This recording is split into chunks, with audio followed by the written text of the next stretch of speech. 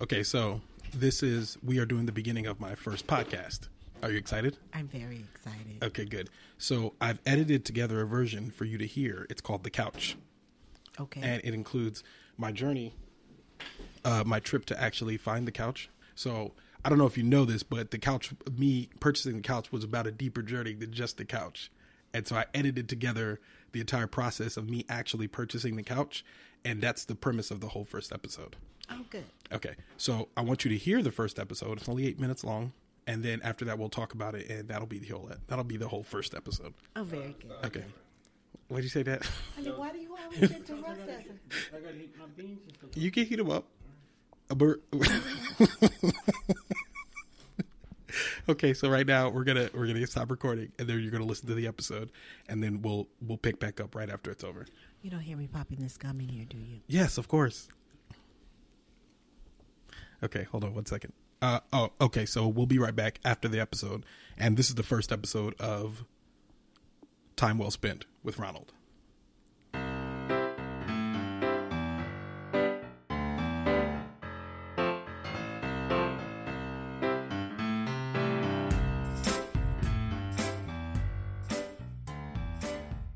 Welcome to the first exciting episode of Time Well Spent with Ronald, the podcast no one asked for, yet someone is listening to. Let's get right into it. Recently, I bought a couch. It's blue, it's comfortable, and I love it. I went to 3 different stores and endured weeks of unsolicited opinions on what to buy, as well as offers of other people's old couches. Granted, I suppose my millennial need to include every step in the process on my social media feed might have made some of those opinions solicited if you're asking the folks doing the soliciting. So people know I was in the market. What people don't know is why I was in the market. I began my search shortly after the results of the 2016 election. To be precise, it was 3 weeks after the election and just after Thanksgiving. I spent the Thursday, Friday, and Saturday of that week on dates in various forms. Now, in 2 of those cases, I don't believe that the women I hung out with would consider what we were doing dating. As a matter of fact, I don't believe I would consider the times we hung out to be dating either. However, both of the women had a profound effect on me, which led to me buying a couch. The third scenario was in fact a date by both of our definitions, as we met on Tinder and the parameters of our relationship were clear from the beginning. So to paint the picture, Thursday was Thanksgiving and a hangout with a friend. Friday was a date. Saturday was another hangout with a friend. By the following Thursday, I was all in on my decision to purchase a couch. I settled on the couch I purchased because of my mother. However, she didn't barge into my decision-making process offering wisdom. This was a time where I invited her to be a part of the final process, which included traveling with me to 2 different furniture stores and sitting on many couches. We actually found the winning couch due to a mistaken judgment by one of the salesmen, Hassan. He assumed that by promoting the scarcity of the couch I was initially interested in, he could push me into making a decision. He was wrong, he irritated me and my mother, and we left the store. I'm certain by now you have noted that I left out some information between Ronald went on some bad dates to now Ronald is searching for couches with his mother. Hopefully it would all make sense by the end of this episode. However, to add some context, let me direct you to an interview I did with my mother earlier in 2016 about parenting college-aged and adult children, myself and my older sister. My mother's name is Peggy Lee. Hello. Welcome. You have been my parent for all of my life. You think? So tell me a little bit about, well, let's start small. So if you had any grand reflection on parenting, what would you say if you could sum it all up in a nutshell, your experiences with parenting? Well, it doesn't end. It's not going to end. It's ongoing. As long as we both have breath in our body, it's ongoing. And it's not for the faint at heart. You just keep trying. Okay. Mm-hmm. All right. They don't come with manuals. Now, at the time of this interview, my mother had no way of knowing that at some point I was going to need her help with such a specific task as selecting and purchasing a couch. However, she was fully prepared to continue parenting me by her own admission as long as she had breath in her body. In this next segment of the interview, my mother talks more about her interactions with us as adults and how even though we are adults, they want to protect us from making similar mistakes they may have made. At one point, she's interrupted by my father grinding beans for the morning coffee, so just kind of let that one slide. What every parent wants is to protect their children, even after they're adults. We want to protect you from pitfalls. Keep talking. We don't want you to get hurt. We don't want you to, to go through the same things we went through. Is he grinding He coffee? is grinding coffee beans, people. Oh my God, Ronald. You can't do that. All right, keep talking. Okay. So, what was I saying? You said at some point we're away from you, so you have to remote parent us. You can't put your hands on us, but you mostly want to put your hands on us. We don't want you to go through what we went through. Okay. We want to protect you as much as we can. And when we would tell you something, we would tell you, give you advice, and we had to realize, well, we can talk to them, but we can't make them do anything. You know, we from this distance, you know, when we were close up, we could you know, jack you up. Yeah. but from a distance, we could just talk to you. Ultimately, you had to make the decision yourselves. So. Mom is right. I ultimately had a decision to make. On Thanksgiving Day, I was sitting on my mother's couch, and I yelled to her in the next room that I would need her assistance couch shopping. She graciously agreed. However, by the middle of the following week, my couch search had become an obsession. The date that happened the previous Friday had gone well. However, the following Wednesday, she texted me and told me, and I quote, "My intuition tells me you're not that into me." Then in the following series of texts, she told me she was no longer interested in seeing me. Sitting on my now defunct love seat and contemplating this rejection along with the fact that 2 other hangouts were nothing more than platonic began to take its toll. At this point, everything in my life I could control seemed to be out of control. Now, let me take a moment to mention that I completely understand that this is the most first world problem that has ever first worlded, and I acknowledge that while on my dilapidated sofa, my view of the world may have been a little overly skewed to be dismal. This is when I decided that if I was going to be in a funk in my own home, I should at least be comfortable. This is when I decided to buy a couch. Here's my mom talking about helping her adult children make decisions. Oh my goodness. Yeah, it is challenging because we can only, at this point, we realize that we can only offer advice. We know that you're only going to listen to us. You'll hear what we say, but ultimately you're going to do what you want to do. So I think that over the years we've just learned that you're adult, and we will tell you, okay, we can give you advice, but we're going to say, you know what you're doing. And usually when we said, you know what you're doing, in the back of your brain, you did not know what you were doing. And I think intentionally we would say that so that you would stop and think about what you were doing, because, again, you're an adult and we can't make you do anything. We just hope that, you know, that you... You can't spank him at 32, Dad. So we just hope that you guys will make prudent choices, wise choices. So at this point, the wisest choice in my life that I can control was purchasing a new couch. In this next segment, my mother even predicted that I would come to her for advice and talks about how her intentions were never to force us into a bad decision, but rather to make the best decision possible. Typically, depending on what the decision is or what choice you're getting ready to make, I will hold my peace and wait until you come and ask me.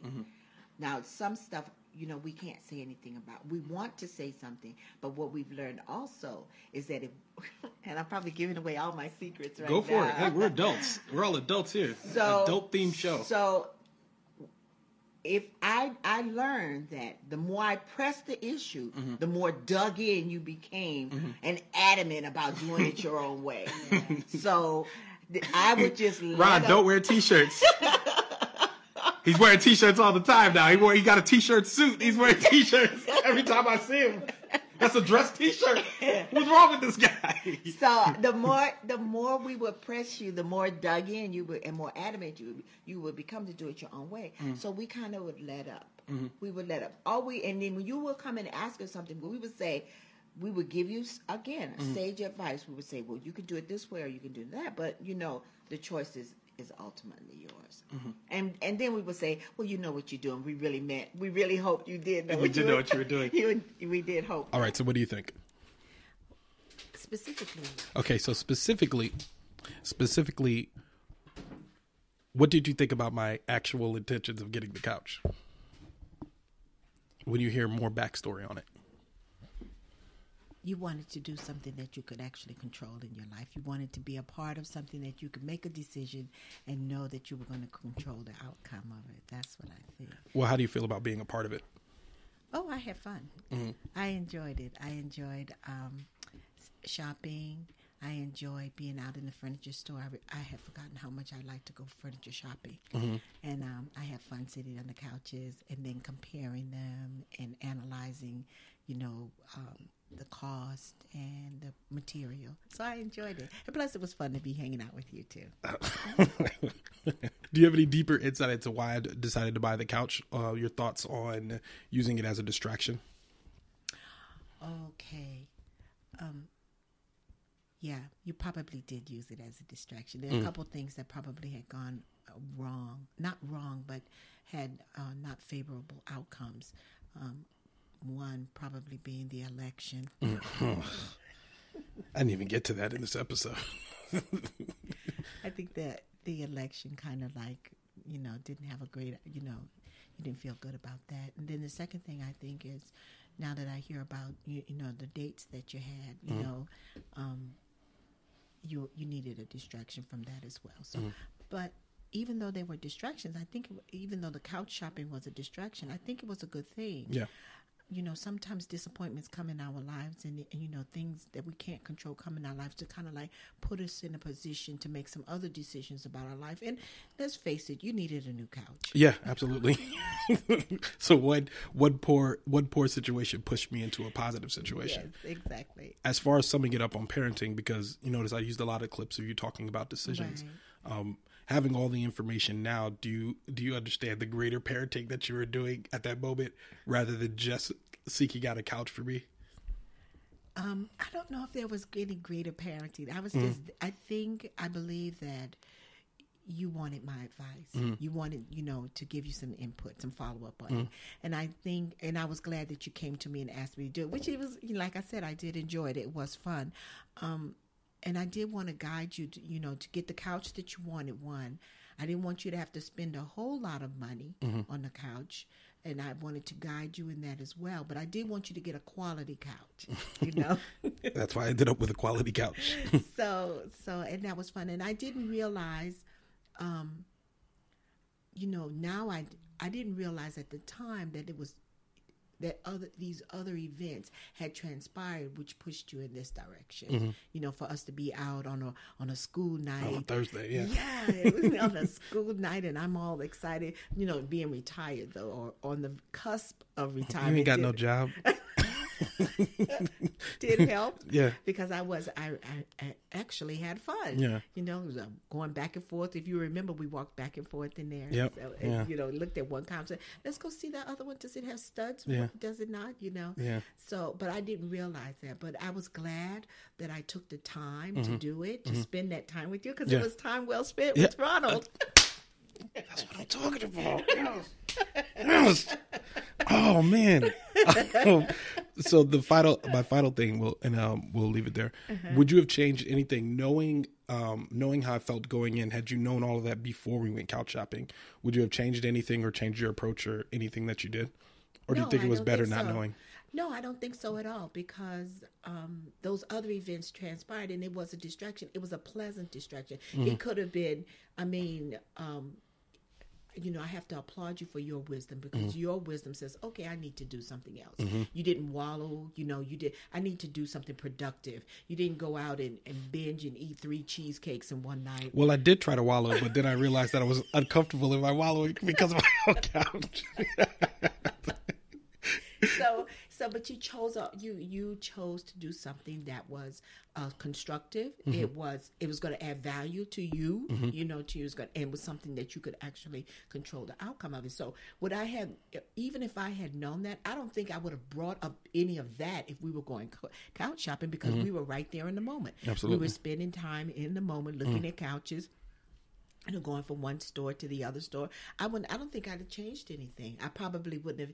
If you had brought it up and wanted to discuss it, maybe I would have. But I wouldn't have brought it up. We're looking at couches now, and this is fun. Let's go check that furniture. Does that have a what do you call it? Scotch guard? Can we wipe that off? Is that going to be stain resistant? Let's get with this. Yeah. Yeah. So I don't think I'd have changed anything at all. Okay. Well, I appreciate your help both on the couch, and I appreciate you being the first guest on my first episode. Okay. Very good. Yes. I hope it turns out very good. Thanks for having me. Good. Do you know how to listen to podcasts? No. I'm sure there's something about point and click. Okay, that's our next project. Well, now that you're retired, we can get you on listening to podcasts. Very good. Okay, Excellent. good. Your daughter already does, so Yes. it shouldn't be difficult. Yes. Okay, cool. So I'm glad you enjoyed my pearls of wisdom. I did. And Peg's Pearls for you. And this has been Time Well Spent with Ronald.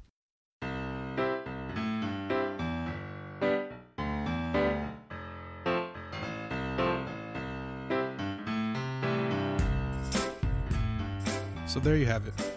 Some people get dogs. Some people watch TV. Some people eat ice cream. I bought a couch. I feel better, even as I sit on it right now to edit this very podcast. Maybe one of you out there need a distraction. Maybe one of you guys suffered some sort of rejection or loss, or who knows what you're going through in your life. Maybe the results of the election bothered you as much as it bothered me. Whatever your reason is, find something else to do. Go buy a couch. Do something. Who knows?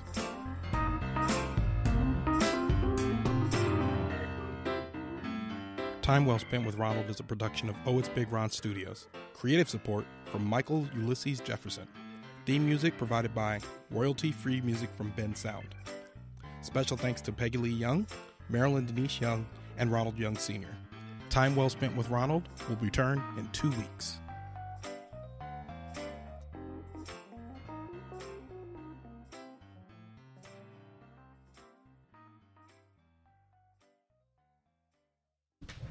Is the microwave going to bother us? Because Dad's getting ready to warm up his dinner. No. You're editing this, right?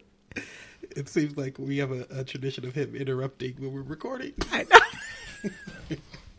Hey, Dad. We're testing. Okay. Test.